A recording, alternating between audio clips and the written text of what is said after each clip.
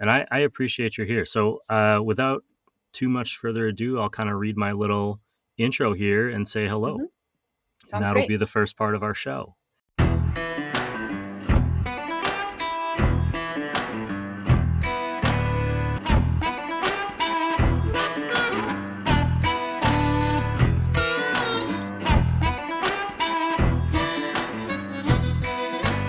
Hey there, everyone. Welcome to the Coffee People podcast. I'm your host, Ryan Woldt. The show is presented by Roastar Coffee Packaging, found online at roastar.com.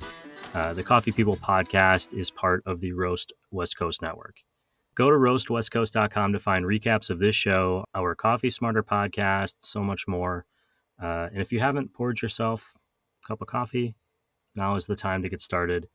Our guest today is Stephanie Welter-Krause. I hope I said that correctly, the founder of Swelter Coffee, which you can find online at sweltercoffee.com. Stephanie, welcome to the Coffee People podcast. Hello, thank you. It has been a couple of minutes since I've done one of these recordings. I'm always a little nervous for the first episode of a new season, so I appreciate you being here today. I'm hoping we can get started by let us know where Swelter Coffee is, what it is, and what it is that your role there is. Sure. So, Swelter Coffee Roasters is currently based in the Chicago area. As of last August, I moved out here from the Bay Area in California. That's where I started Swelter Coffee.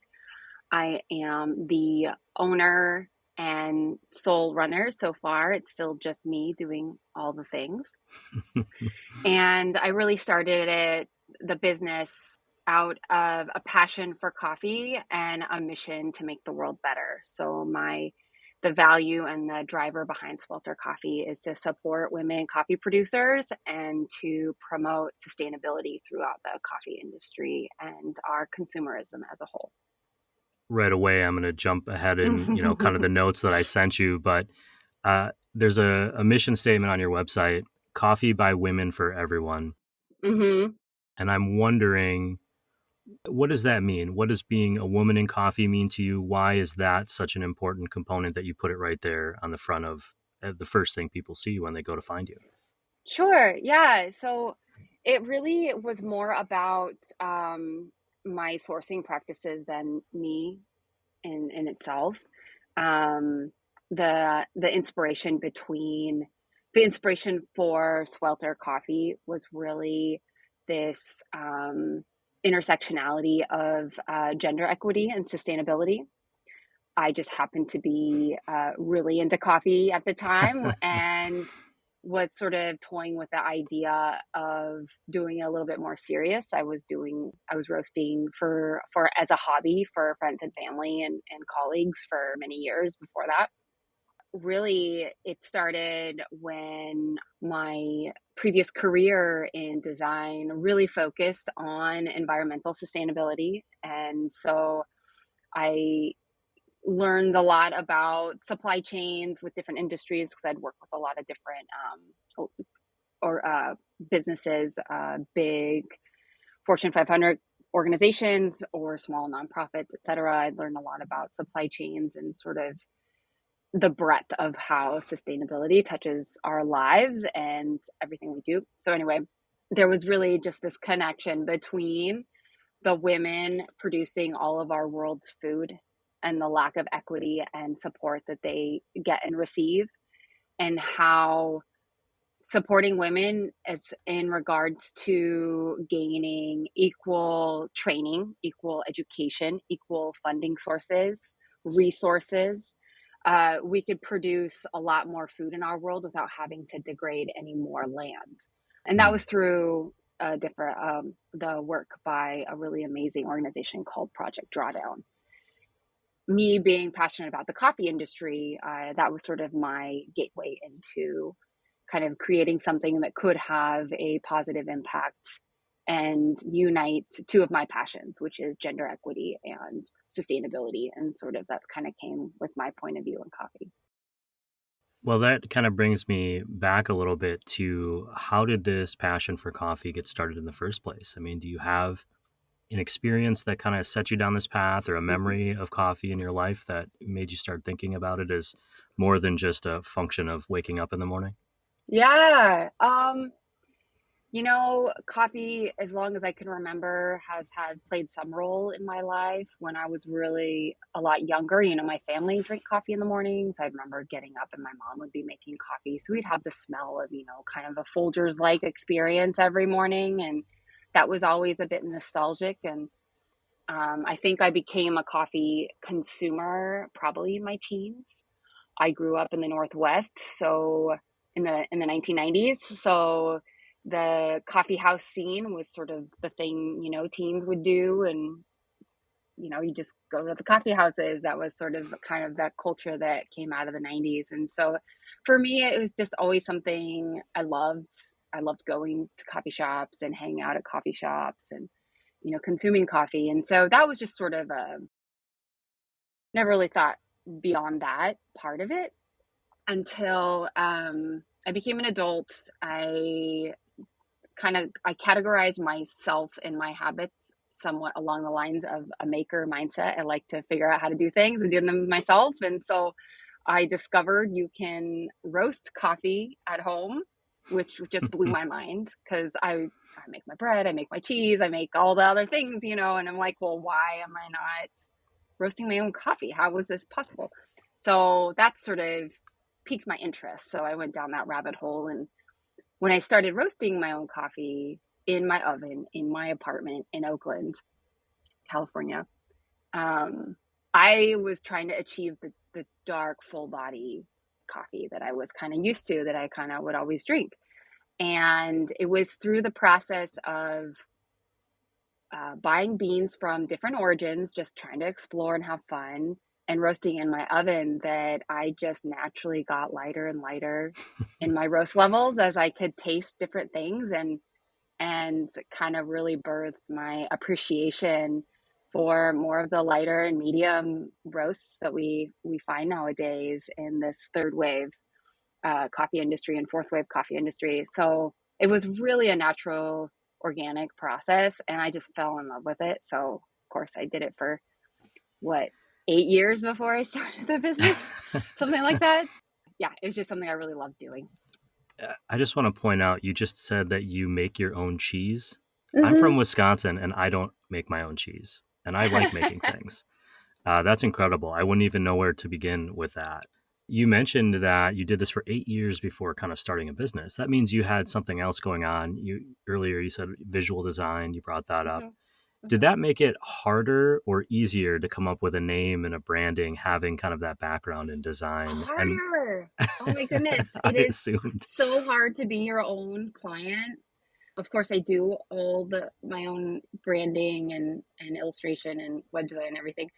It's been really challenging. It is really hard to be your own client. And I think for me, like when I work with clients myself, I still do design work. I kind of get, after hearing about their story and what they want to do with whatever project it is, I start getting visual ideas and references, etc. But for my own brand, I really didn't have a clear vision going into it for the branding, but I had a clear mission for the company and how I wanted to start building the company. So that for me was just, I have this gut check and I run with it. But the visuals were really challenging. So when I launched, I kind of just kept it simple. I did just simple typography. I tried to use lots of color because I just really like color. And I played around with a couple different things. I just tried to keep it simple. And then last year is when I went down the rabbit hole of actually trying to design it with a little bit more intent. And I landed on the illustration, which is now on the front of the bag, really trying to elevate the mission of supporting women. So I wanted that to become more apparent in when people see the brand, other than the tagline. The tagline also came accidentally, coffee by women for everyone. It actually came about, I think, when I was doing a pop-up and people would make funny comments. Oh, but I'm a man. Can I drink it too? And I was like, well, yes, it's, yeah, women make the coffee and produce the coffee doesn't mean you have to be a woman to consume the coffee. So that's kind of where that came from. It was just really a concise way to frame it. I can hear just about every man in my family saying that exact thing at a farmer's Yeah, market. I'm yeah, sorry for yeah. that. No, no, that's okay. I know it's just, people are kind of being silly. And especially when you come upon something that maybe was a little unexpected or you aren't sure about or you don't know about, you just kind of make remarks. So not a big deal. Well, it's a But confident statement. I just want to say that. Like it's something that when I read it, I said, "Oh, this is an identity that they understand, that they are not shying away from." And yeah. I think that makes people pause because there's so few things that we feel super confident about in our life, and we Hmm. don't always see that in our branding. Well, thank you. I really appreciate that. That is kind of why it really rose to the forefront in the previous branding and the current branding, which it's now in a script. Previously, I actually have it here. I don't know if you've seen it, but it was just like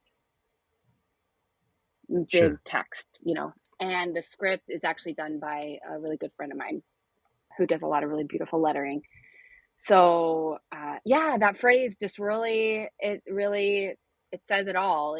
This is coffee by women, but it's for everyone to consume and to appreciate and to love and enjoy. And it's supposed to represent, everyone having access to high quality, ethically driven, delicious coffee. It's not just for the elite. It's not just for people with fancy coffee makers. It's for everyone and anyone who wants to dive in and explore and taste it. So, I think that's commendable. And the fact that you believe in the taste and the flavor and you're willing to put it out in the world is kind of the next step of that. You mentioned earlier you moved from the Bay Area to the Chicagoland area. This is your first winter out hmm there. How has it been so far? it's about 15 degrees outside right now with Oh, a wind so chill balmy. of 2. Um, yeah, it's still sort of novel and fun. We've got a bunch of snow. I have a 7-year-old, so of course it's really awesome to see the kid just loving the snow and playing in the snow. The snow's fun when you're a kid. When you're older and have to deal with shoveling and being cold and driving and all that, it's kind of a pain in the butt. But yeah, it's kind of fun. It's still fun and novel, all new, sort of fun to be in a new place and explore a new environment. Well, I was thinking about being in the Midwest in particular while I was reading about your zero waste coffee club, which I'm going to have you explain in just a Hmm. second. And the reason I was thinking about the Midwest in a initiative like that is because things are harder when half of the year it's more challenging to go outside. It's harder Hmm. to motivate people to do things that require more effort. Um, I was here in California during the pandemic era, especially the beginning, and I had to remind myself that it was easier for me than for my family back home because I could be outside pretty much all year. Yeah. I mean, it's chilly today at like 56 degrees and I'm struggling with it. But, the idea that I couldn't go, like, the world was bigger for me than it was necessarily for my brothers or my mom. And Right. so when I think about efforts like the Zero Waste Coffee Club, I know that in Chicago it might be more challenging than in a different place just because there's more effort that goes into it. Could you tell us what that is and why the impact of food waste is something you're considering with your company and with coffee? Yeah. So the Zero Waste Coffee Club is um, basically a coffee service that delivers freshly roasted coffee to your door in a reusable packaging system. It tackles food waste in the regard of diverting organic material or material that could be broken down from landfill and cutting down on the use of plastic altogether. It's really rooted in my sustainability side of myself and wanting to offer customers a truly different and sustainable option for getting high quality coffee. When I was going down the research rabbit hole of how to package my coffee and something that fit my ethics and standards. Nothing out there really fit the bill. So that's how I started testing out this idea. Personally, I buy stuff in bulk and I refill containers. I go to those types of shops. And so it's sort of like something I'm familiar with. And as far as a sustainability side of things and trying to reel in our consumerism, the circular economy is really key to I am by no means an expert. I'm just an enthusiast, but it's really it's going to be key to changing our systems in the future to a reuse setup versus a single use setup. And so I saw no one else was doing this. No one else was offering the closest thing you would get is going to a grocery store and buying coffee in bulk, which is a great option if you have it. However, for high quality coffees that, we're paying farmers a premium price to purchase. And so I have to be able to then make a business out of it. You don't want to be buying coffee that sit in your bulk aisle for 6 months and not be so flavorful and wonderful anymore. And I think high quality coffees are not necessarily associated with the bulk section. So that's where it's like, it's a great option. And I fully, support people who buy their coffee in bulk from those options. But not everyone has that. Like you said, getting out in some parts of the world or even the US in particular with weather and access, you might not have access to those things. So that's where creating an e-commerce option was really key in developing the Zero Waste Coffee Club. So I basically packaged the coffee in custom made silicone bags and I mailed them out to customers every 4 weeks. And then when they get their coffee and refill their own container, however they want to store it, they then mail that back to me. And then I clean, sanitize, and then reuse the same set of things. So there's no packaging waste that happens in the whole system. When you were looking into the possibility of this, did you run into a lot of roadblocks? I would imagine that like just Yes. trying to find, just answering the question, is this even allowed? hmm Like those types of things would stop me and I'd be like, I don't know what to do here. Yeah, yeah. Yeah, well, I suppose the buck's still out there. No one's griped about it yet. I follow all the food safety standards that are Hmm. required. But yeah, I still feel this system. I'm in a kind of a 2.0 testing stage of, I'm not sort of full on launching everything, but I still have a lot of kinks to work out regarding Hmm. the systems. But yeah, because I'm basically creating something that doesn't exist. So I'm figuring out what materials are most efficient, light, durable, washable, sanitation is essential, that are easy to use from a consumer standpoint, easy for me to fill and refill, stay closed during shipping, food grade, of course, without saying. So there's a lot of things that were required. And so when I first started, I picked out a couple of my subscribers who were friends to help test out, and I just used off the shelf options that I could find. And then I grew that a little bit. And then last year I did a crowdfunding to be able to invest in custom made bags that checked a few more boxes that I needed. And a couple of those were staying closed while I shipped them across the country. The stasher type bags do not stay closed all the time, no matter how many clips you put on them, that kind of thing. And so, yeah, little things. There's lots of hurdles to jump through and to figure out, but that's still rooted in the way I want to build this company. I want it to be pushing the boundaries and actually offering different options and better solutions that might require creating a new system. But I kind of feel like if this system is creatable, there's other products that could use this system. And so I feel like there's potential there from a sustainability aspect to branch into other products potentially, not just coffee. How do you stay motivated to pursue this challenge, which is a challenge. And I say that seriously because I struggle with this. Sustainability is important to me. It's something that my wife would say I go a little insane about when it comes to what we buy or don't buy. But even I've like really struggled in the last year in particular because I can't even convince, the neighbors in my apartment complex to recycle. It's Yeah, still, or like to yeah. use the right bin. So you're already sourcing sustainably, roasting coffee, doing your own branding. This is another effort. How do you stay motivated to do That is a very good question. I'm incredibly stubborn. it? My husband will tell you that. Um, I don't know. That actually, this type of stuff is actually what keeps me going. I'm not in this to make money to do the status quo. I'm in this. I chose to quit my secure day job in a career I had for 15 years to do something different because I wanted I wanted to be able to do something that makes the world better. And this is the type of stuff that I want to see happen. If someone else had already figured it out, great, I would subscribe to their thing and do that.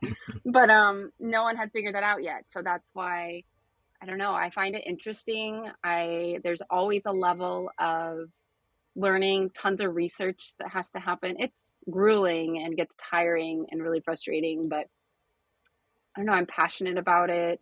I guess I just have this weird passion and stubbornness to keep going and to keep trying until something really shows me that this is, until I really hit that wall and it's like, no, this is not possible because of X, Y, and Z. And then I'll know, okay, at least I tried. I know I tried. Now I need to move on to the next thing. Sure. Do you think having a child keeps you motivated in that way? I think about that a lot because I don't have kids of my own. Mhm. And so when I'm thinking about the future, it's fairly selfish in that regard. Obviously, I have god kids that I think about, and I've got Yeah, friends' yeah. kids and that sort of thing. And I wonder about that. How would that change my perspective of what I do today? And, probably push me over the edge into crazy. But Well, yeah, thank you for pointing that out. For me personally, it has been a driver. Um, I didn't decide to get enough courage to start my own business until after I had a kid, which is probably not the smartest way to do it. You should do it before you have a kid and have it be successful so you can be financially stable. But I didn't have the motivation and it did. Something in me changed. I know it doesn't happen for everyone and that's fine.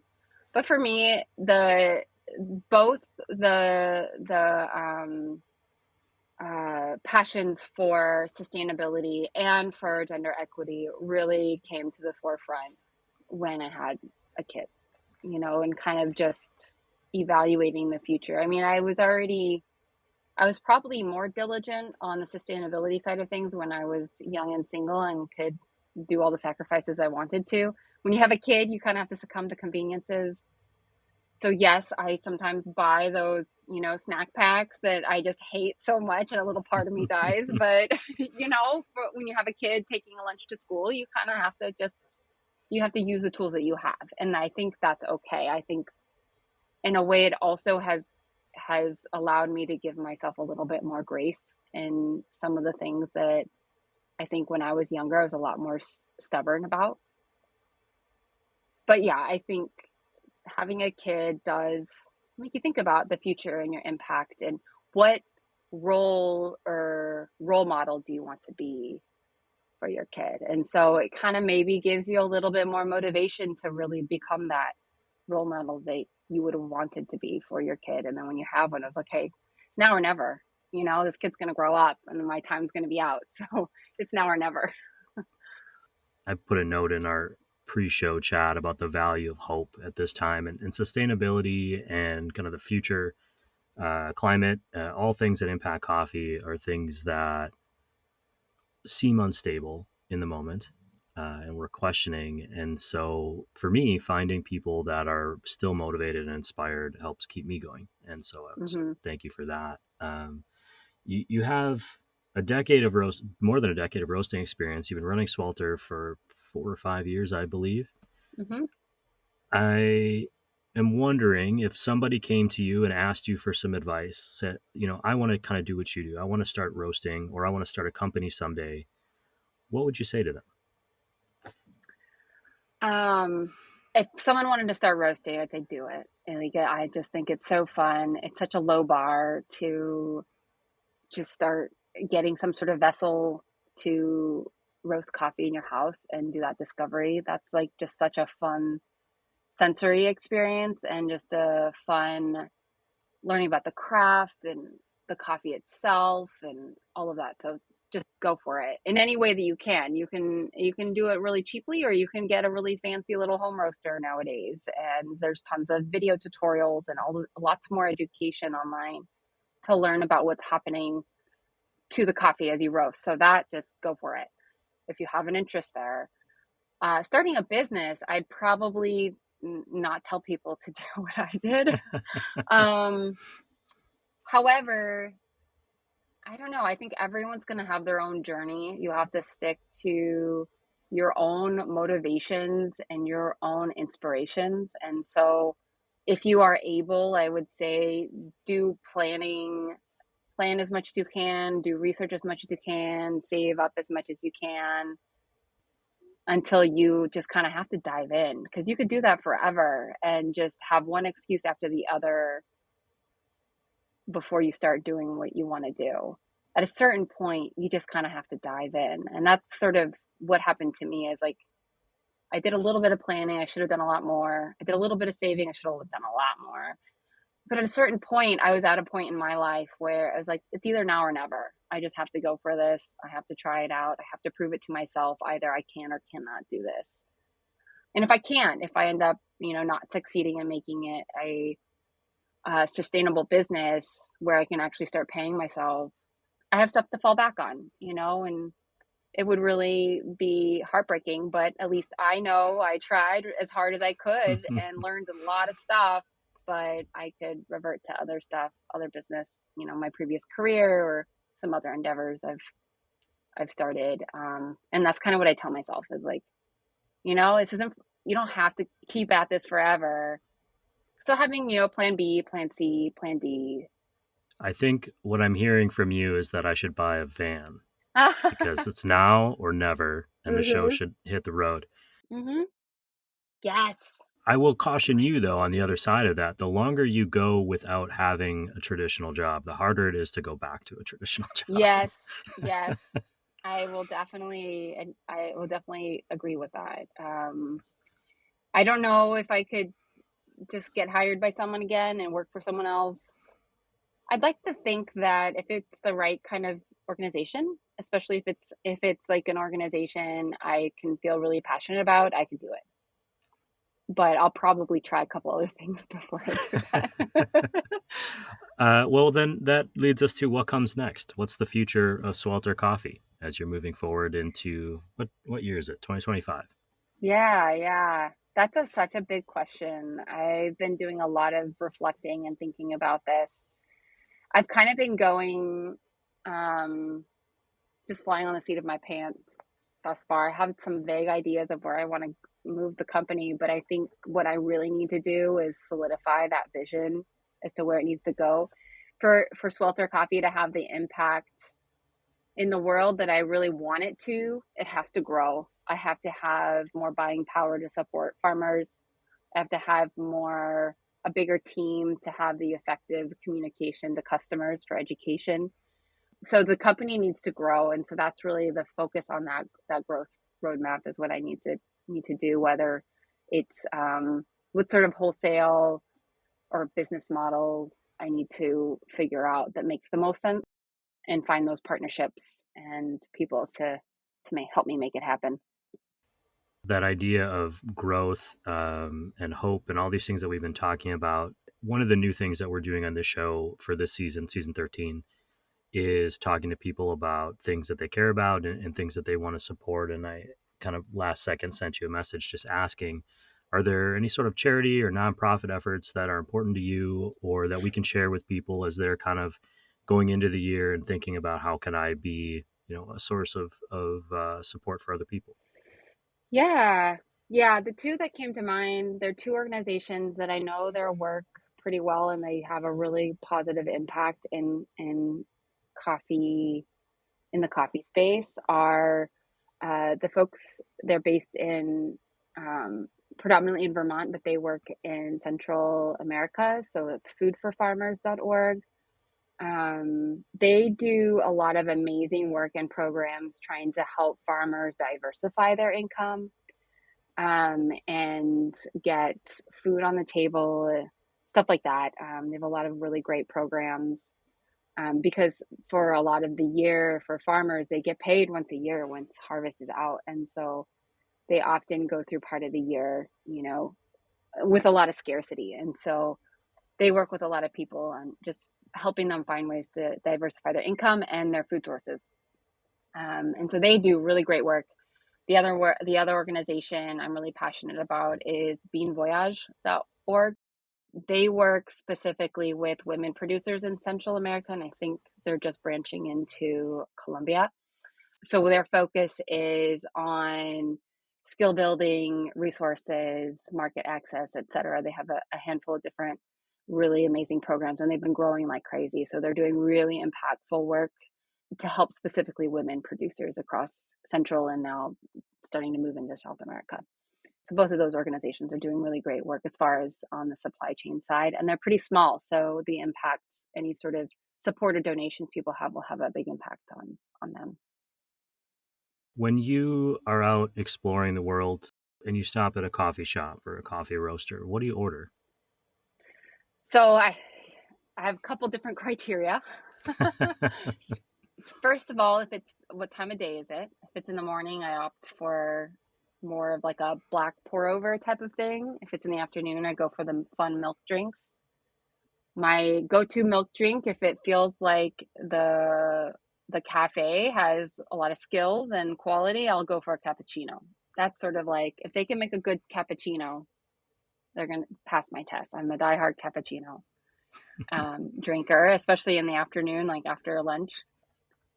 But if it's like, especially if it's a roaster, if it's a cafe and they don't necessarily roast their own coffee, I kind of might just pick whatever. But if it's a roaster, I like to try with some of their single origins and just usually try something I'm not familiar with. I drink my own coffee all the time. And so when I'm out and about, I like to drink other people's coffee. And especially if it's someone I hadn't heard of, or if I can see if it's a woman producer, I will definitely go for that. But usually you can't see that.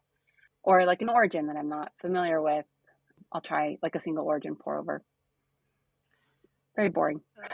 Not at all. This is what people are listening for. They're excited to hear this. I hope. Uh, the last question I have for you then is as we're stepping away and we're sending people to sweltercoffee.com or they're engaging with Swelter Coffee in some way, what would you say they should think about trying from you? What would be, hey, this is the thing that I'm really excited about and I want you to taste or try from our roaster. hmm hmm I'm about to release.